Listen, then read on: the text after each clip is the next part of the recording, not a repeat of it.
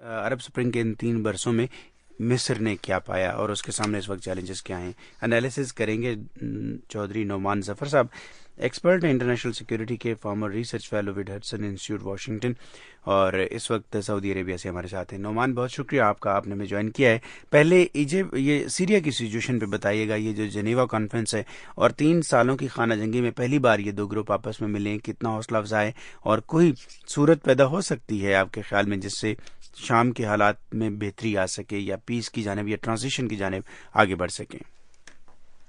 देखिए जी, सूरत हाल तो बहुत हौसला अफजा नजर आ रही है, क्योंकि दोनों पार्टीज ने एटलीस्ट एक टेबल पर बैठने का फैसला किया है, जिसके लिए यूएसए और रशियन फेडरेशन पिछले 6-7 माह से कोशिश कर रहे थे। अच्छा, अब सवाल ये पैदा होता है कि ये किन मुद्दों के ऊपर ये बात करेंगे।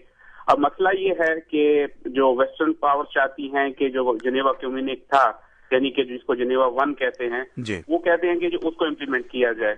अब इसमें आप एक चीज और गौरतलब बात है कि ईरान को इन्विटेशन दे के अपना इन्विटेशन वापस ले लिया गया है, और ये चीज हम समझते हैं कि ईरान एक बहुत अच्छी फोर्स हो सकती थी इसके सोल्यूशन की तरफ, क्योंकि उनका एक इन्फ्लुएंस है इनकी हुकूमत के ऊपर और उस एरिया के अंदर। तो बहरहाल फिर भी अगर देखा जाए तो ये एक पॉजिटिव चीज है, ऑप्टिमिस्टिक सिग्नल्स आ रहे हैं दोनों तरफ से।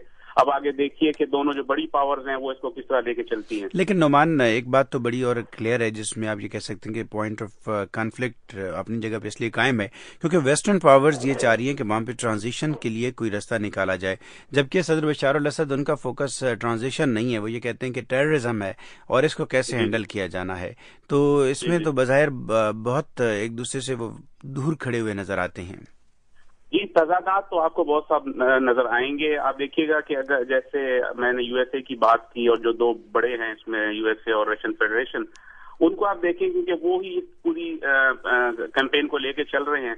अगर उनके दरमियान भी देखा जाए तो उनके दरमियान भी एक बेसिक एग्रीमेंट नहीं है कि उनके क्या इंटरेस्ट हैं और किन इंटरेस्ट को लेके वो दोनों चल रहे हैं। अच्छा, उसके बाद जो आपने बिल्कुल सही फरमाया कि ये कहा जा रहा है कि जी जो असद रिजीम है वो इस सारे मामलात के ऊपर डिस्कशन के ऊपर आता है एक पॉइंट पे कि जी हम यहाँ पे जो वॉर अगेंस्ट टेरर है उसके लिए जो है ना हेल्प लेंगे और उसके ऊपर बात करेंगे। लेकिन जो नेशनल कोalition काउंसिल है वो चाहती है कि हमें जो ट्रांजिशन जो बॉडी बनेगी, जो ट्रांजिशन गवर्नमेंट बनेगी, उसमें हिस्सा भी दिया जाए और जो असद रजीम है उसको स्टेप डाउन करना चाहिए। बज़ाहिर तो ये लगता है कि ये 2 ऐसे एंड हैं जिनको मिलाना बहुत मुश्किल है, लेकिन देखिए निगोसिएशंस के ऊपर आना, जब आप टेबल पे आ जाते हैं तो एक बहुत बड़ी कामयाबी होती है। उसमें कुछ पोजीशंस होती हैं, कुछ आपकी जो है ना इंटरेस्ट होते हैं। पोजीशन हमेशा कुछ सख्त होती हैं, फिर लेकिन जब आप बैठ जाते हैं, बात करते हैं, तो इंटरेस्ट जब आपके आते हैं तो वो कुछ थोड़े से मतलब ऊपर नीचे हो जाता है, उसमें निगोसिएशन हो जाती हैं। तो हमें ऑप्टिमिस्टिक रहना चाहिए और मैं इस मामले में बहुत ऑप्टिमिस्टिक हूँ कि इंशाल्लाह उम्मीद है कि मामला कुछ आगे बढ़ेगा। नोमान, अब दूसरे एंगल पे आएगा। इजिप्ट 3 साल उसने मुबारक की हुकूमत का तख्ता उल्टे हुए हो चुकी है। अरब स्प्रिंग के नतीजे में वहाँ पे ये बड़ी तब्दीली आई थी और इस वक्त अगर देखा जाए कायरा में तो तशद्दुद जो है वो बहुत डोमिनेंट है। आप कैसे देखते हैं 3 साल अरब स्प्रिंग के कायरा की इस तारीख में या इस मुख्तसर साल अरसों में कायरा में क्या तब्दीली आई हैं? जी देखिए, सिचुएशन बहुत दिलचस्प है, लेकिन सिचुएशन को समझने के लिए अगर हम थोड़ा सा हिस्टोरिकल इसका एनालिसिस कर लें तो फिर हमको सारी कहानी समझ आ जाती है। देखिए, सबसे पहले आप अगर देखें, ये इसको हम कहते हैं कि ये सेकंड अरब अवेकनिंग है, यानी कि वो 90s की जो थी उसके बाद ये सेकंड अरब अवेकनिंग है।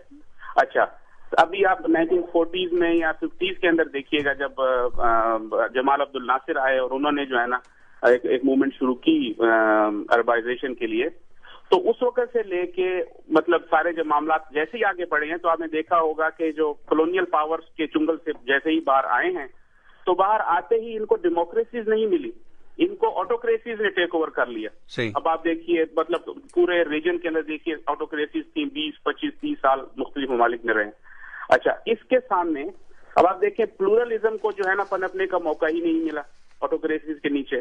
तो उनके सामने क्या रिप्लेसमेंट थी? उनके सामने थी ऐसे कुछ पार्टीज थी, यानी कि जिनका जो प्रिंसिपल था वो रिलीजन था, यानी कि उनके सामने पॉलिटिकल इस्लाम सामने खड़ा हुआ था।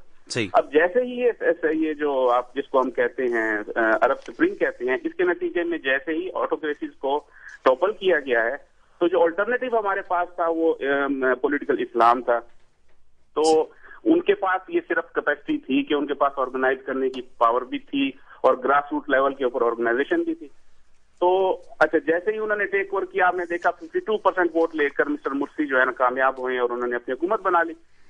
لیکن میرے خیال میں ان کو ٹائم نہیں دیا گیا. اگر ان کو کچھ ٹائم دیا جاتا تو شاید ہم جو ہے کسی اچھی طرف ہوتے. پچھلے 3 سال میں ہم دیکھتے ہیں تباہی کی کہانی نظر آتی ہے کہ جو لبرل فورسز تھیں وہ ان کو شکایت تھی کہ جی ان کو سائیڈ لائن کیا جا رہا ہے, ان کو جو ہے نا ان کو حقوق نہیں دیے جا رہے. تو بہرحال میرا یہ خیال ہے کہ ان کو کچھ ٹائم دیا جانا چاہیے تھا تاکہ مس انڈرسٹینڈنگ ختم ہو جاتی. بہت شکریہ چودھری نعمان ظفر, آپ ہمارے ساتھ تھے, expert international security and former research fellow with Hudson institute.